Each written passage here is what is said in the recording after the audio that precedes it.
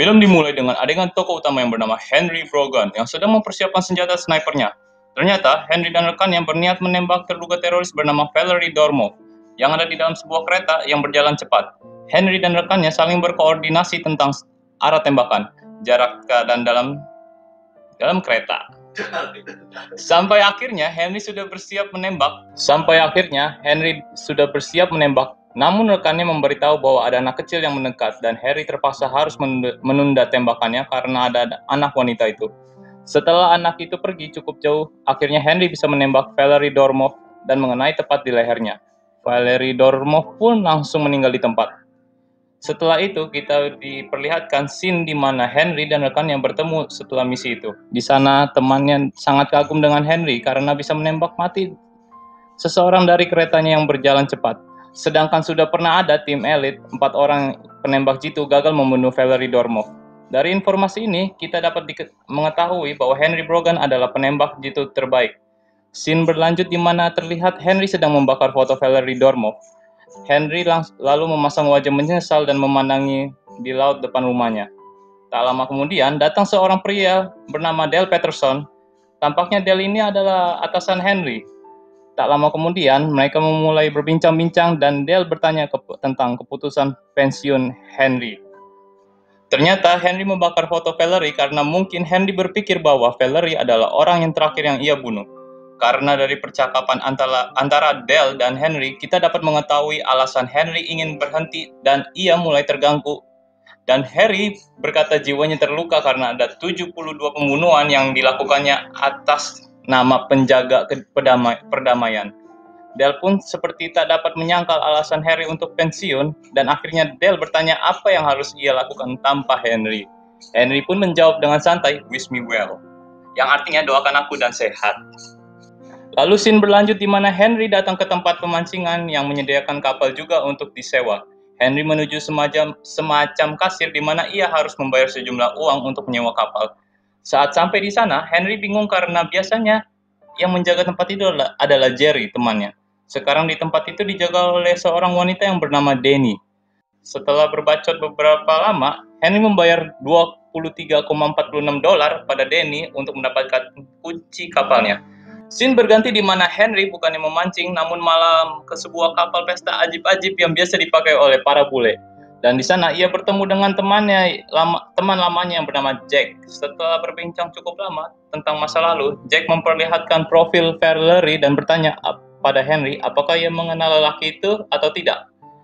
Henry berkata bahwa lelaki itu ia bunuh di Liege, dan Henry mengatakan bahwa ia adalah teroris. Di sini Jack menjelaskan bahwa Valerie Dormov bukanlah teroris, melainkan ahli biologi molekular yang sudah bekerja di Amerika selama 30 tahun lamanya. Henry tampak kaget dan mengatakan bahwa ia sudah membaca berkasnya dan Valerie adalah teroris biologi. Namun Jack tetap mengatakan bahwa Valerie adalah ahli biologi. Jack mengatakan berkas yang Henry baca sudah dirubah oleh seseorang yang tidak diketahui namanya. Henry yang masih tidak percaya bertanya di mana Jack mendapat informasi tersebut.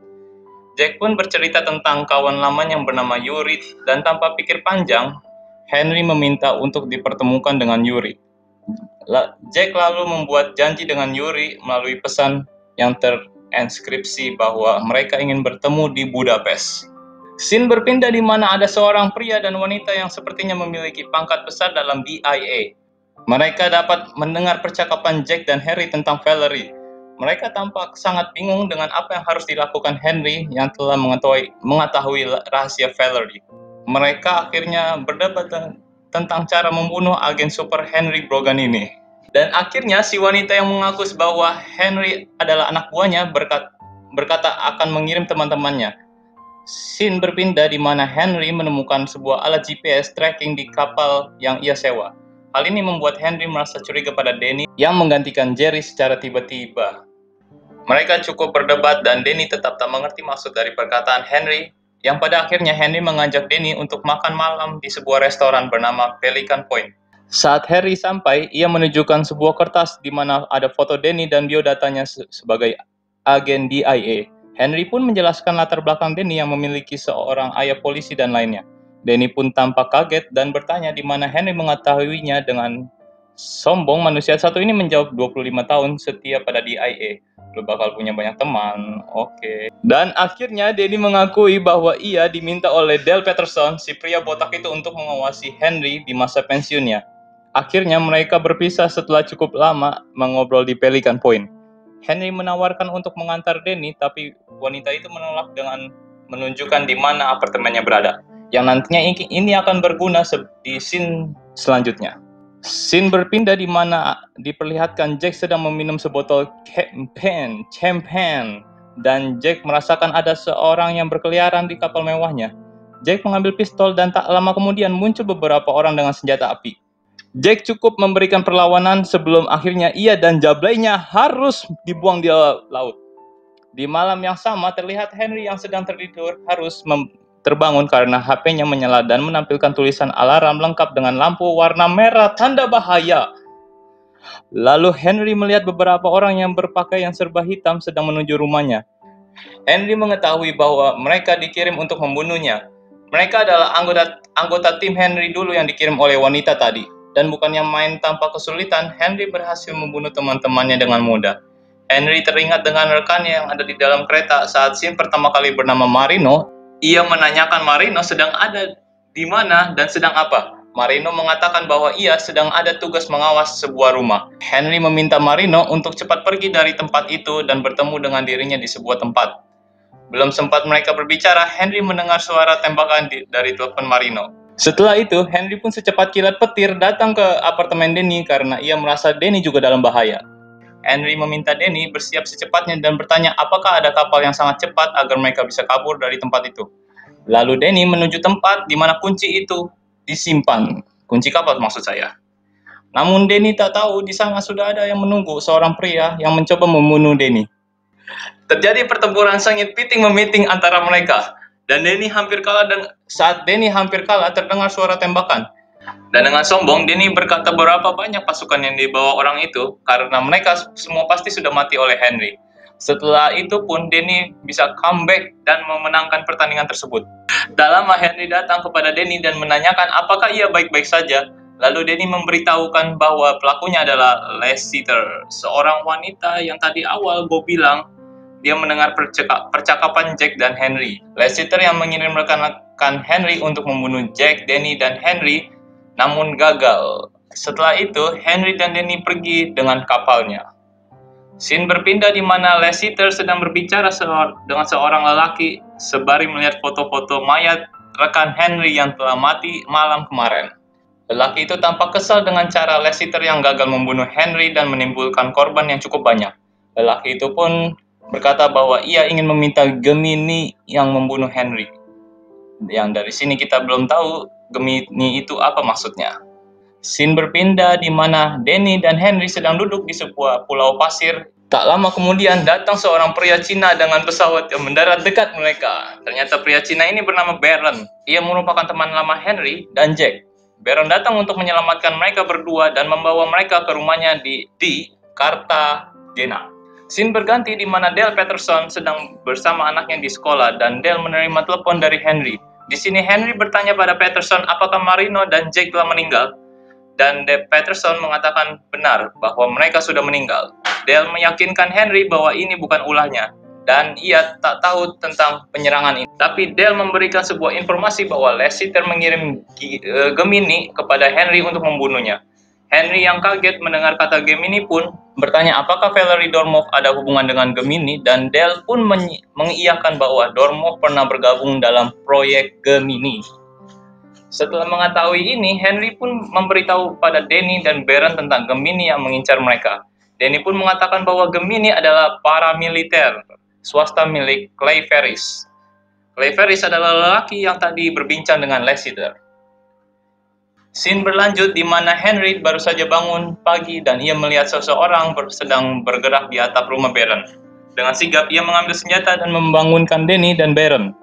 Henry mengatakan ia akan menarik perhatian orang itu sedangkan Danny dan Baron harus pergi menjauh dari rumahnya.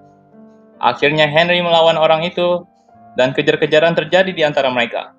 Dari kejar-kejaran, lari naik motor curian sampai nyelip-nyelip di gang. Ada satu saat Henry berhasil mengaker orang itu. Namun Henry kaget karena wajahnya mirip dengan wajahnya yang masih muda. Yang akhirnya Henry tak jadi menembak orang itu. Kejar-kejaran pun tak terjadi lagi sampai akhirnya Henry berhasil dikalahkan, di mana ia tersudut di samping sebuah mobil dan orang itu berusaha menabrak Henry dengan sepeda motor. Sampai akhirnya polisi datang dan menahan mereka berdua. Tak lama kemudian, Danny datang dan membebaskan Henry. Scene berganti di mana Henry meminta Baron mengantarkan dirinya ke Budapest untuk bertemu dengan teman Jack yang bernama Yuri tadi. Henry di sini mulai curiga tentang alasan pemerintah ingin dia mati, bukan karena pensiun, tapi karena informasi yang Jack ketahui dan ia ingin tahu lengkapnya dari Yuri.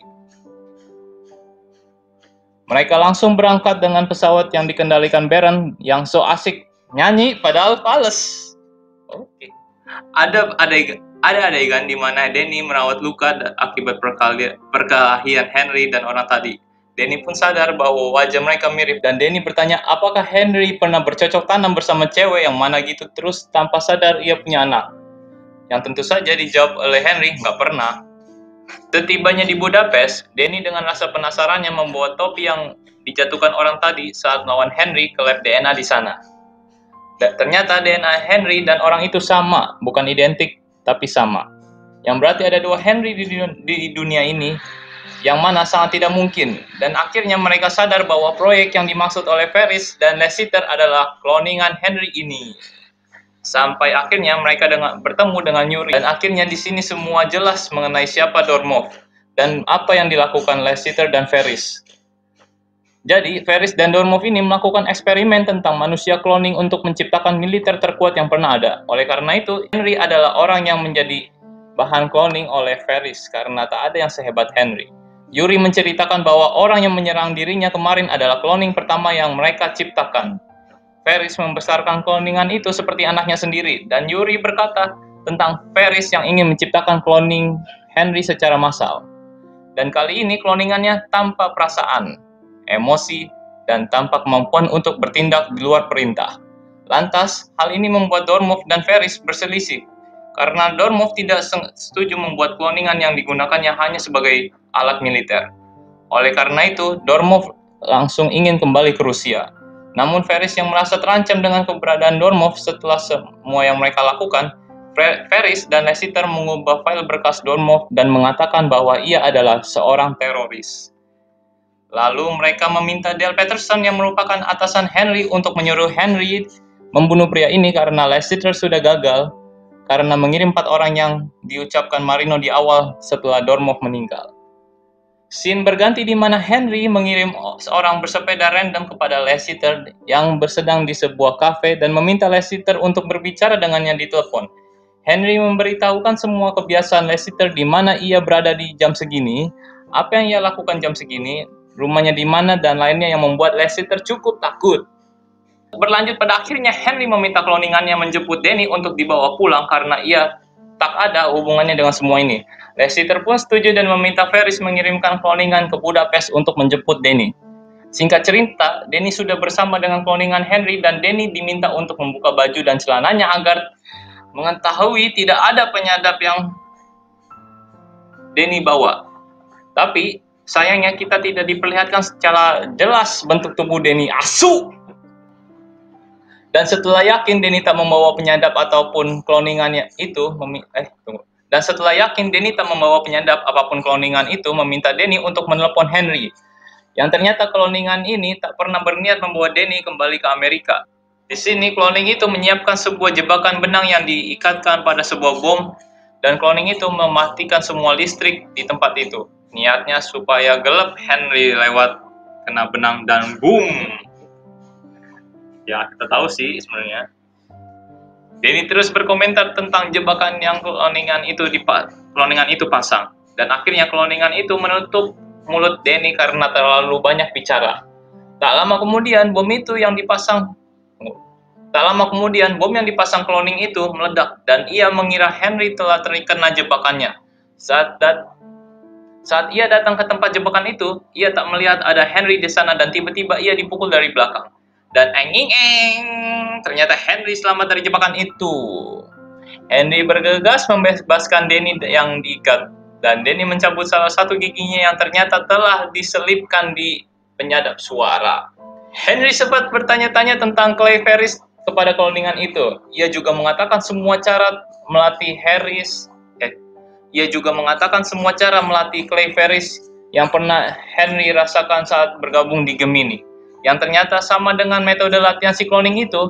Henry pun bertanya-tanya tentang dirinya kepada cloning itu, seperti tentang dirinya yang alergi lebah, tentang dirinya yang benci cilantro, tentang dirinya yang selalu bersin 4 kali, tentang dirinya yang teliti, cermat, disiplin, pantang menyerah, dan tentang dirinya yang suka puzzle.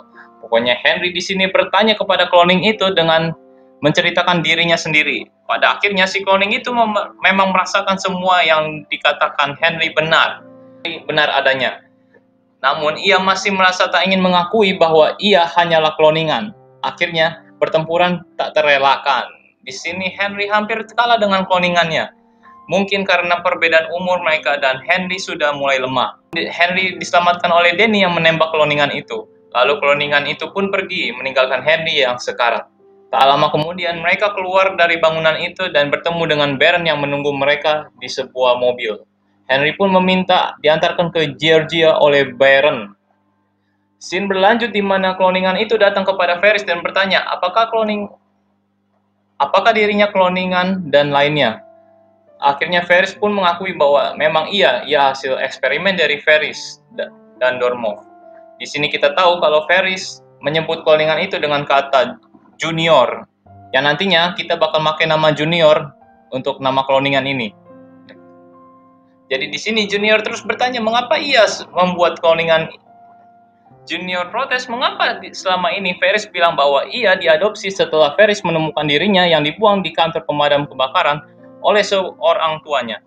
Intinya mereka ribut karena Ferris nggak bilang dari awal kalau Junior cloning, dan Junior kaget karena ternyata dia beneran cloning. Scene berpindah di mana Henry and the gang sudah tiba di Georgia. Ternyata di sana Junior yang menunggu mereka, dan Junior menembak racun lebah kepada Henry untuk memastikan apakah memang benar Henry dan dirinya alergi lebah. Dan ternyata memang benar. Setelah itu Junior memberitahu bahwa di lengan Henry ada pelacak GPS yang diletakkan saat Henry dioperasi dulu. Makanya mereka selalu tahu di mana Henry berada. Setelah itu Henry dan Junior bekerja sama untuk membunuh Clay Ferris. Di perjalanan menuju Ferris, mereka disergap dengan tembakan meriam. Mereka dengan cepat keluar dari mobil yang sayangnya Baron tak sempat keluar dari mobil itu, sehingga Baron pun meninggal dengan ledakan mobil itu. Junior yang kaget pergi dari tempat itu, yang ternyata ia bertemu dengan ayahnya di atas sebuah gedung, yang akhirnya terjadi pertempuran Ferris dan Junior. Scene berganti di mana Danny dan Henry berusaha berlindung dari tembakan massal. Dan di saat mereka kehabisan peluru di sebuah toko, mereka cukup putus asa.